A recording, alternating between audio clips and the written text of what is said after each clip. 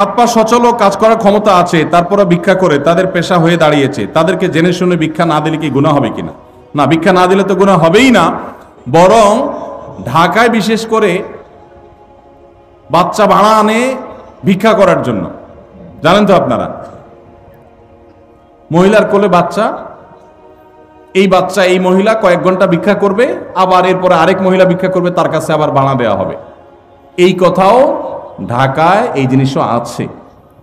তো সেজন্য আপনার কাছে যদি মনে হয় কোনোটা পেশাদার ভিক্ষুক, ওইটার পেশা হলো ভিক্ষুক, আপাদমস্তক সুস্থ সবল মানুষ, কাজ করে না, সে ভিক্ষা করে, তাহলে তাকে ভিক্ষা যদি আপনি না দেন, এর কারণে গুনাহ তো হবেই না, বরং আপনি তাকে সম্ভব হলে নসিহা করে কোনো কাজের জন্য উদ্বুদ্ধ করবেন, এতে আপনার সওয়াব হবে ইনশাআল্লাহ। তবে ধমক দিবেন না। ও আম্মাসা ইলা ফালা তানহার, কেউ হাত বাড়ালে দিতে না পারলে বিদায় দিবেন, পারলে সুন্দরভাবে বিনম্রতার সাথে নসিহা করবেন, ধমক দিবেন না। ধমক দিতে আল্লাহ নিষেধ করেছেন, কারণ আপনি জানেন না তো যাকে আপনি মনে করছেন যে সে পেশাগত কারণে এটা করছে, হতে পারে সে আসলে